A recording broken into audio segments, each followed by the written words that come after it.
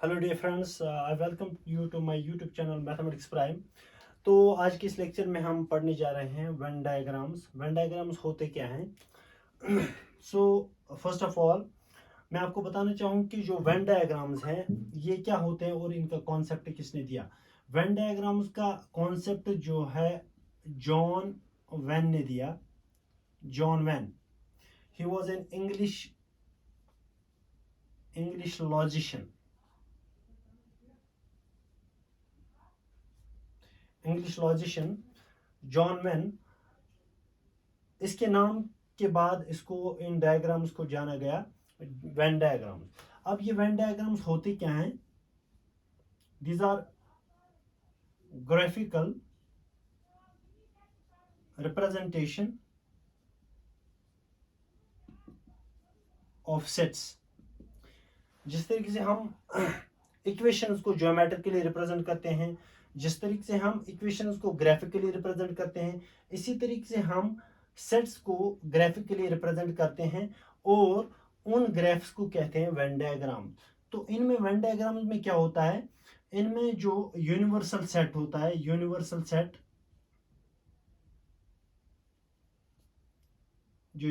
Set होता है जिसको आप कैपिटल यू से डिनोट करते हैं, ये जो है इट इज रिप्रेजेंटेड और denoted by a rectangle. Universal set जो है एक रेक्टेंगल के थ्रू हम रिप्रेजेंट करते हैं, और बाकी जो भी सारे all other sets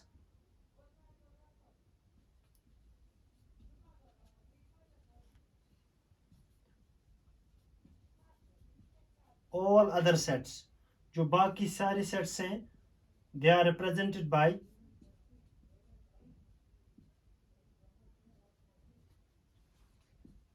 closed curves. So dear students, जो भी बाकी सारे सेट्स हैं उनको हम रिप्रेजेंट करते हैं क्लोज्ड कर्व से, लाइक दिस। यूजुअली सर्कल्स होते हैं,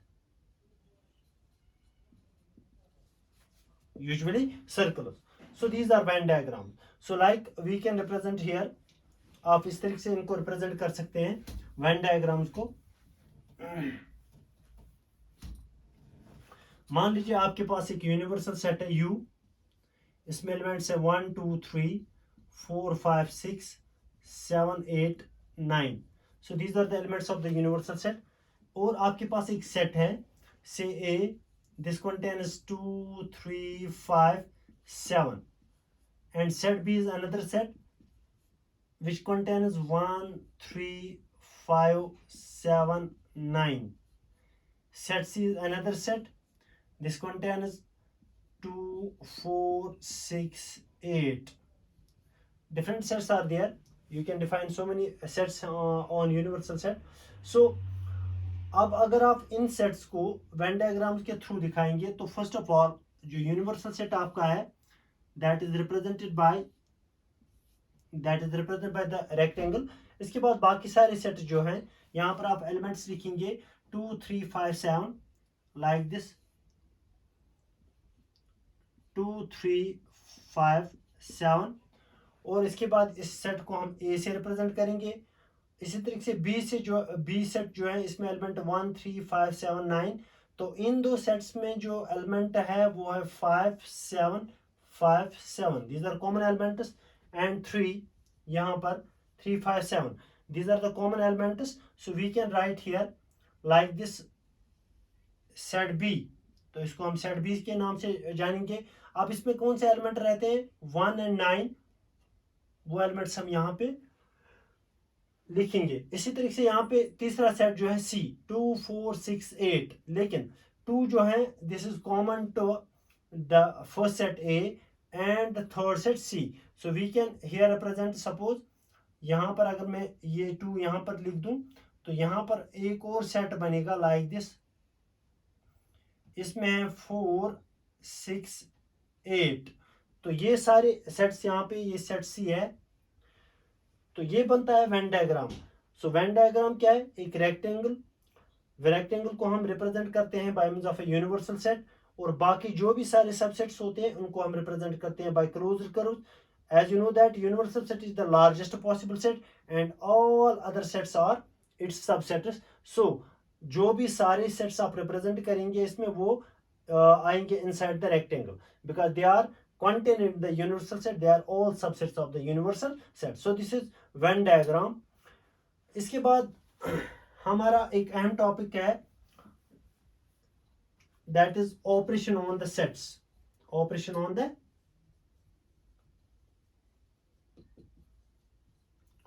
जैसे कि आपको पता है कि इस तरीके से आप नंबर्स पे ऑपरेशन करते हैं विज आप करते हैं addition subtraction multiplication division.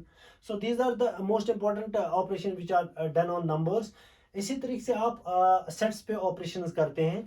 The first operation is known as union. Union of sets. Union क्या होता है? As the name indicates union. Union means all the members gathered together. So that is known as this union. So अगर आप यहाँ पे sets पे represent करेंगे, for example आपके पास सेट ए है, इसमें 2 4 6 और सेट बी आपका यहाँ पे इसमें सपोज 1 3 2 4. तो इस तरीके से दो सेट्स आपके पास है. इसमें 3 एलिमेंट है, इसमें 4 एलिमेंट्स है. तो यहां पर आप बखूबी देख रहे हैं कि दोनों सेट्स में जो कॉमन एलिमेंट है that is 2 and 4. 2 and 4, these are two common elements in both the sets. And if you are going to find the union जो है अगर इन दो सेट्स की लिखी जाए then you can write A union B, also represented by A U B. U is the U indicates the union between the two sets. U जो है it is symbol for union. तो यहाँ पर A union B इस तरीके से लिखेंगे. It is X such that X belongs to A और X belongs to B. यानी ये एक सेट है.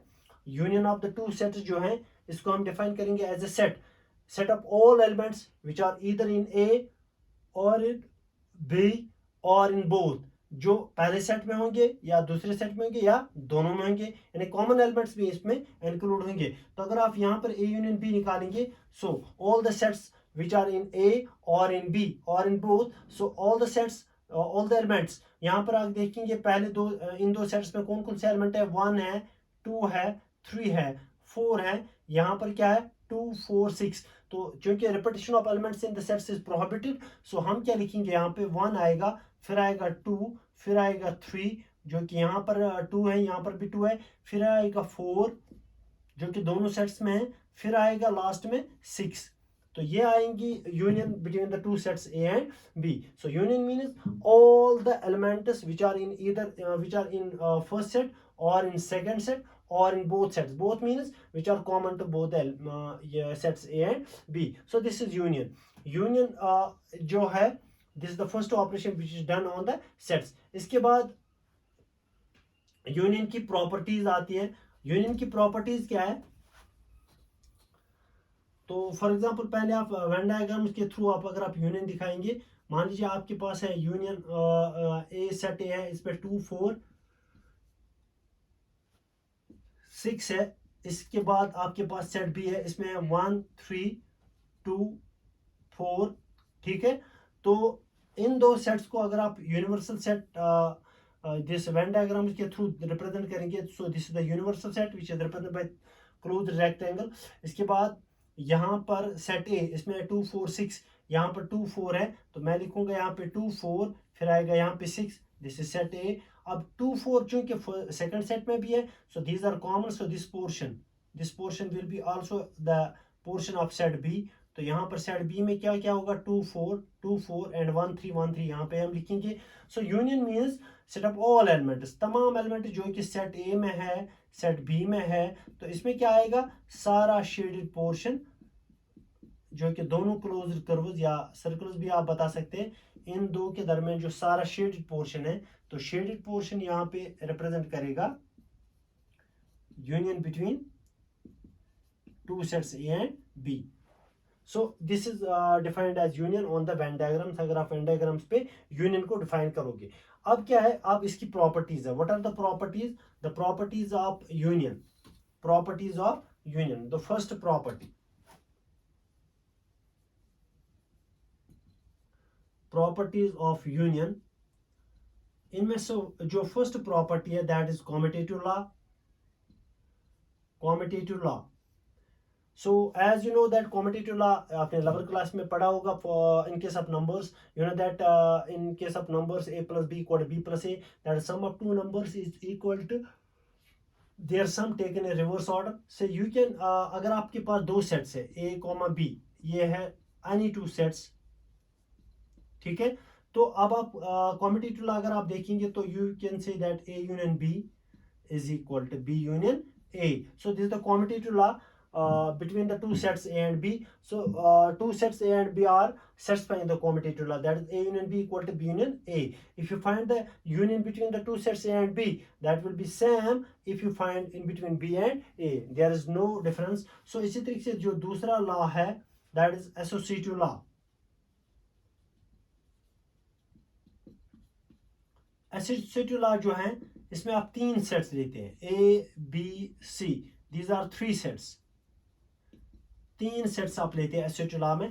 तो एसोसिएटिव लॉ जब आप डिनोट करते हैं for any three sets A and A B C, you can say that A union B union C is equal to A union B whole union C. तो इस तरीके से आप मतलब एसोसिएटिव लॉ तीन सेट्स के दरमियान डिफाइन करते हैं. तो यहाँ पर A union B union C equal A union B union C. तो पहले आपको क्या करना है, इसमें आपको प्रूव करने के लिए पहले आपको लास्ट दो सेट्स के दरमियान यूनियन निकालनी है. वहां पर जो यूनियन निकालने के बाद जो सेट आएगा उसको आपको फर्स्ट सेट ए के साथ यूनियन निकालनी है. The result will remain same अगर आप पहले दो सेट्स के दरमियान ही यूनियन निकालेंगे और वहां पर जो सेट आपको ऑब्टेन होगा उसको आप थर्ड सेट सी के साथ यूनियन निकालेंगे. सो this is associative law. The third law being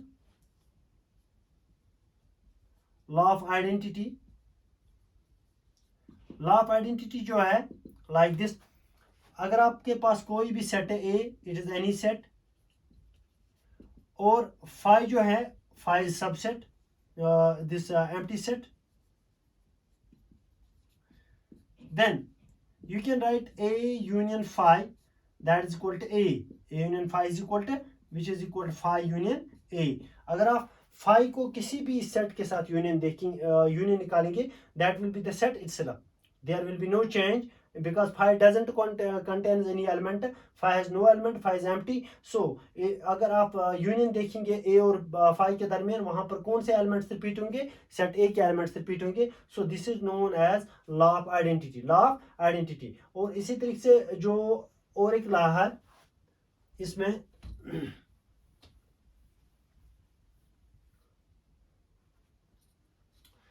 अगर आप चौथा लॉ देखेंगे law of universal set. Law of universal set, इसमें क्या है, किसी भी सेट को अगर आप यूनिवर्सल सेट के साथ, since universal set is the largest possible set, अगर आप किसी भी सेट को यूनिवर्सल सेट के साथ ये निकालेंगे union, that will be equal to universal set because universal set contains all other sets. It's the largest possible set and all other sets are its subsets. So अगर आप A कोई भी set लेंगे, any set आप लेंगे A, then A union universal set is equal to universal set. It is equal to universal set. Why? Because A is subset. Because you know that A is subset. A is subset of universal set. एक के जो भी elements है वो किस में होंगे? Universal. Because universal set is the largest possible set as discuss in the previous lecture and all other sets are it subset. So you can define A is subset of universal set. So you can also see that A union universal set equal to universal set. So this is law of universal set.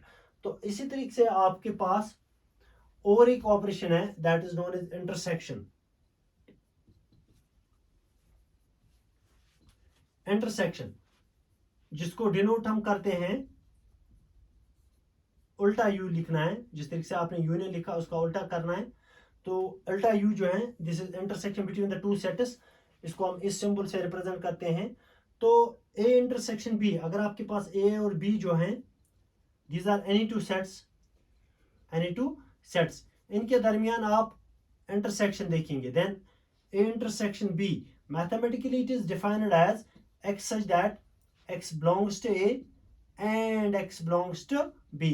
यानी इस set में तमाम वो elements आएंगे जो कि ए और B में कॉमन होंगे, जो ए में भी लाई करते हैं और बी में भी लाई करते हैं. इसको बोलते हैं intersection between the two sets. यानी कि वो एलिमेंट जो कॉमन होंगे बोथ सेट्स में, उसको बोलते हैं इंटरसेक्शन. लाइक अगर आपके पास ए है, इसमें 1 2 3 और सेट बी है, इसमें आपके पास 2 3 4. तो यहाँ पर अगर आप जब इन दो सेट्स के दरमियान इंटरसेक्शन देखेंगे, A intersection B, what will be that that is set of all the common elements between A and B. तो इन दो सेट्स में आपको दिख रहा है कि 2 और 3 जो हैं यहाँ पर कॉमन है, तो यहाँ पर आएगा 2, 3. So this will be the intersection between the two sets A and B. So intersection means set of all the common elements between the two sets. So this is known as, अगर आप Venn diagram के through इस intersection को दिखाएंगे, intersection means set of common elements. पहले Venn diagram को हम किससे रिप्रेजेंट करते हैं? This is rectangle, it is represent by universal set.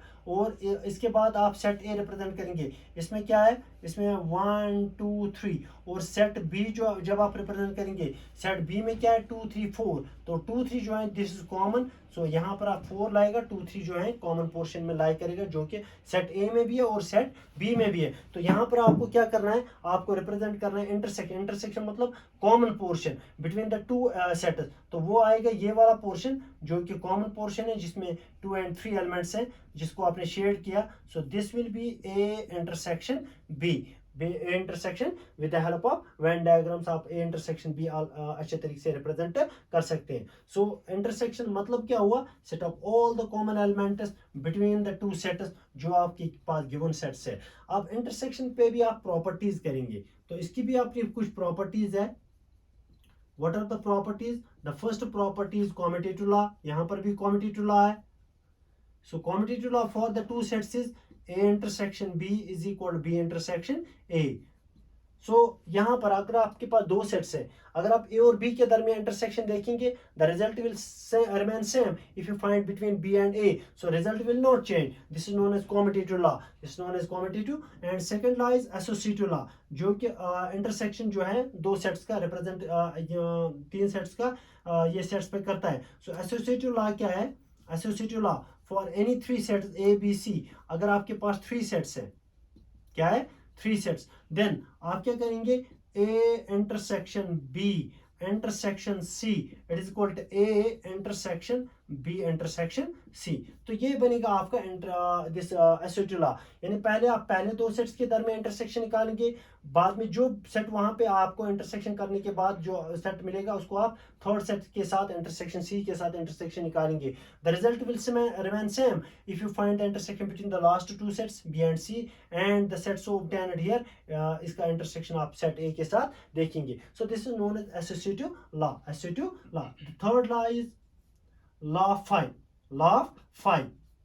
Law of phi यानी आइडेंटिटी का लॉ देखना है. यानी ए इंटरसेक्शन फाई, किसी भी सेट को अगर आप फाई के साथ इंटरसेक्शन निकालेंगे, phi is empty, that will be equal to phi. That will be equal to, because phi is subset of every set. So किसी भी सेट को अगर आप फाई के साथ इंटरसेक्शन निकालेंगे, that will be equal to phi.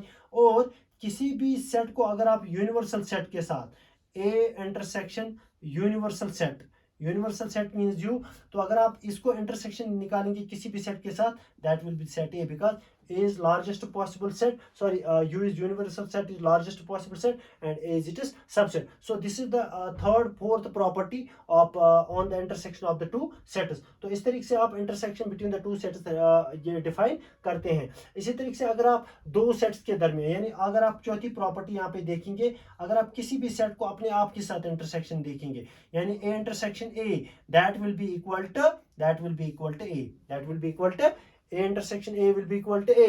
और अगर आप इसी तरीके से A यूनियन A भी निकालेंगे, that is also equal to A, that is also equal to A. यानी कि A को अपने आप के साथ यूनियन निकालनी है, या एक सेट को अपने आप के साथ इंटरसेक्शन निकालनी है. इंटरसेक्शन मीन्स कॉमन एलिमेंट, तो वही एलिमेंट वहाँ रिपीट होंगे, that will be the set itself. और union means all the elements in both the sets, क्योंकि ए में जो एलिमेंट्स है वही ए में है, इसका मतलब अगर आप इनके दरमियान यूनियन निकालेंगे, that will be the set itself. So these are properties of intersection. So these are the operations which are defined on the sets. Now the last operation is difference between the sets. Difference of sets. Sets के दरमियान जो difference आप define करते हैं, it's the last this operation on sets. तो इस तरीके से अगर आपके पास ए और बी जो है, these are any to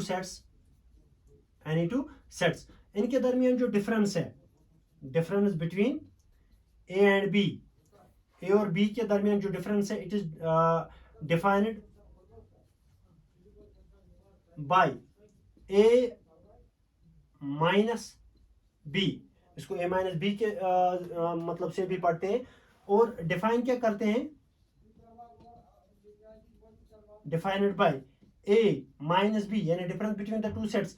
it is x such that x belongs to A but x doesn't belongs to b, and set up all those elements which are in first set but not in second set. तमाम वो element जो कि first set में होंगे second set में नहीं होंगे. That means if you have any element common to both the sets, you have to left that element. So if you take here a is equal to 1 2 3 और b जो आपका है इसमें सपोज 1 4 5, ठीक है. तो आप देख रहे हैं कि दोनों सेट्स में जो कॉमन एलिमेंट है दैट इज 1. तो यहाँ पर देख रहे हैं आप 1 जो है it is common element. So A difference A minus B क्या होगा, A minus B means set up all element which belong to the first set. पहले सेट में जो एलिमेंट्स है, दूसरे सेट में जो एलिमेंट्स नहीं है उनको लेना है. तो यहाँ पे देखेंगे आप पहले सेट में जो एलिमेंट्स है वही हमें लेने, जबकि वो दूसरे सेट में नहीं होने चाहिए. तो यहाँ पर आपको देखने हैं पहले सेट में 1 2 3 है लेकिन दूसरे सेट में 1 4 5 है. तो यहाँ पर 1 जो है it gets repeated in the both sets. So we have to left this,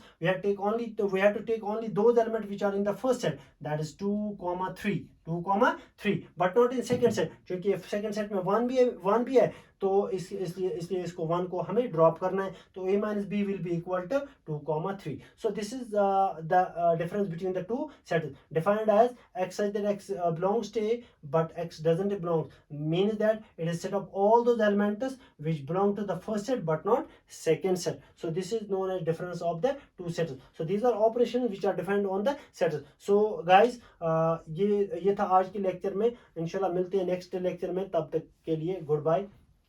Thank you.